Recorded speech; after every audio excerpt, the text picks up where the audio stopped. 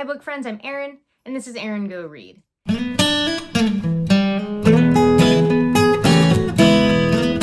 This is a bit belatedly my January TBR, as I've already finished a book and it is January 3rd as I am filming this. I have a few things going on this month, starting with my Down the Rabbit Hole with Alice project, and I will link that project announcement down below in the description box. I am also participating in Kate Howe's A Year of Louisa May, reading the books by Louisa May Alcott.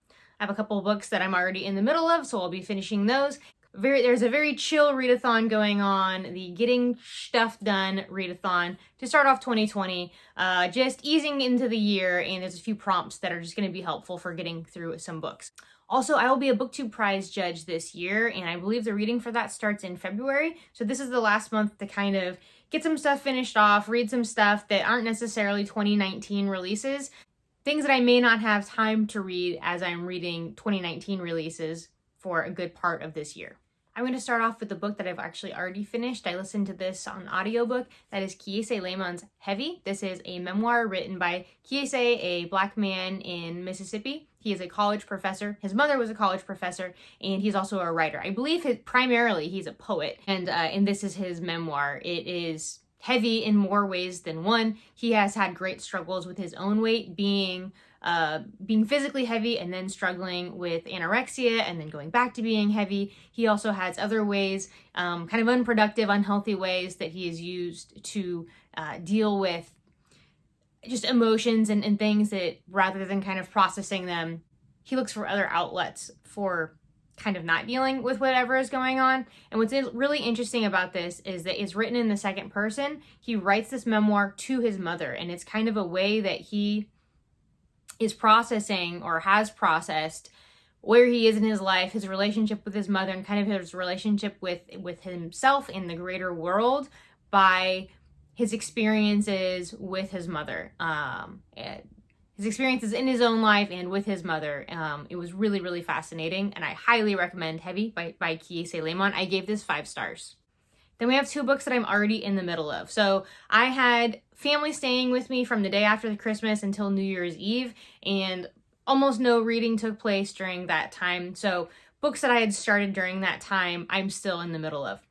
So for Cloak and Dagger Christmas, hosted by Kate Howe and I can't remember who else, I started reading I Am Half Sick of Shadows by Alan Bradley. This is a Flavia De Luce novel, and Flavia is this kind of brilliant, precocious, I think like 11-year-old, something like that. She is a chemist. She is fascinated by science.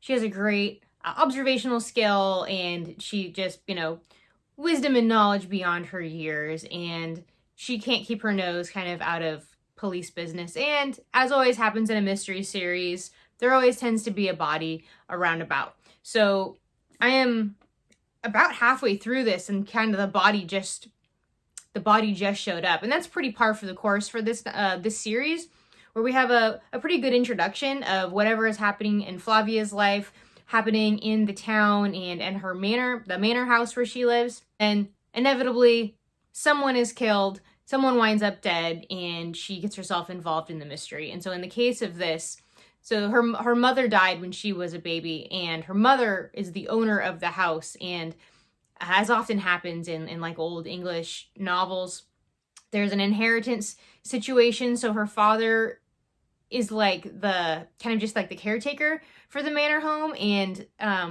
it wasn't actually like willed to him. He's not the technical owner of it. They're going through some financial difficulties, so he has leased the home out to a film crew to make a movie. So there's a famous actress there and a film crew, and all the excitement about that, and then there's a body, and that's kind of where I am right now. Another Kate Howe project is just reading Victorian books throughout the year rather than only in October for Victober. And so I'm in the middle of Silas Marner by George Eliot. I had been reading the physical copy of this, but as I have just had difficulty both with family happening and then just life has been really busy the beginning of the year so far, I started listening to this on audiobook, and that's going really well. And the child on the cover has just showed up in Silas Marner's life. So Silas Marner is he makes like textiles. He's a weaver, and he's a bit of a recluse in this town of Ravenel, and he only has just kind of business dealings with everyone else. He doesn't really participate in the village life, but he gets kind of brought into the forefront of the village life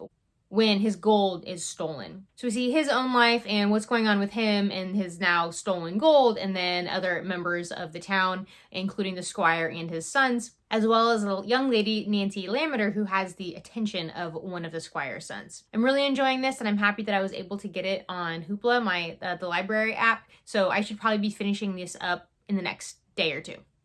Now we go on to books that I have not actually started reading yet. For the Year of Louisa May project with Kate Howe, the January read is Little Men. I've never read it before. I reread Little Women last month, and this is the Puffin Classic edition, so I'm quite excited to get to this guy.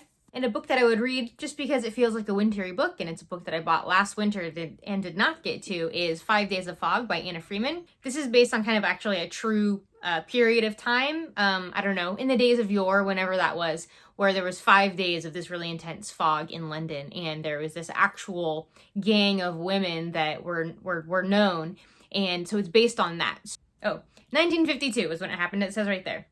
As the great smog falls over London in 1952, Flora Palmer has a choice to make. So Florrie Palmer is the daughter of like the leader of this gang, the Cutters, but she, I guess, falls in love, and so during this period of this 5 days of fog, she kind of decides whether she's going to stay in her mother's gang or she's going to leave that life of crime behind her and fall in love and kind of turn over a new leaf with her love. Now we'll get into the books that I've chosen to fulfill the prompts for the Getting Stuff Done read-along or readathon. The first prompt is to read a book from a subscription box, and I believe this was my December pick. This is Dear Edward by Anne Napolitano. This is about Edward, a 12-year-old boy who is flying with his family from Newark, New Jersey to Los Angeles, and the plane crashes, and he is the only survivor. And then because he's the only survivor, he ends up kind of being on the news, and then the story is about him just dealing with being the sole survivor of this and kind of the attention that he gets as a result of it. The second prompt is to read a book that has been on your shelf for a long time, and that will be Alice's Adventures in Wonderland, and this is the beginning of my Down the Rabbit Hole with Alice project. I have had some copy of this book since I was a child. This particular copy I picked up recently. I have an English Library Classic edition of it, and when I was a child, my Aunt Susie, who was like me, I'm known as the aunt that gives books for gifts. My Aunt Susie was that person in my life as a kid, and she gave me, now in my memory, I wish I still had this copy of it. She gave me a vintage Red Spine Classic edition of this. I hope I can find it someday. Hopefully it's at my parents' house somewhere. So this actually fulfills multiple prompts. So, book that's been on my shelf for a long time. It is a classic I've been meaning to get to, and it is a book that I received as a gift, and then also, by virtue of fulfilling those 3 prompts, it fulfills the bonus, which is reading a book that covers all 3 prompts. The fourth prompt is to finish a book that you have put down. And this book appeared on my 12 classics I would like to read for 2020, and that is Gone with the Wind by Margaret Mitchell. I started this, I think, in the spring, and I was reading so many other things, and being such a big book, it wasn't something that I wanted to carry around with me, and I was enjoying the story, but just really I didn't give it the shot that it deserved. And I think I'm about 180 pages or so. Yeah, I'm 180 pages into Gone with the Wind. Scarlett O'Hara is our main character, and we've been introduced to Rhett Butler, the would-be love interest, but they have not really come into a relationship yet at this point.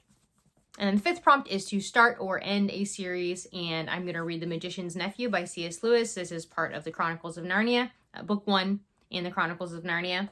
I talked about wanting to read this series as part of my kind of reading the literary canon, so I'll happy to get to this, and then also it'll be nice to have like a short middle grade novel in the midst of quite an ambitious TBR. So these are the books that I plan on reading in January.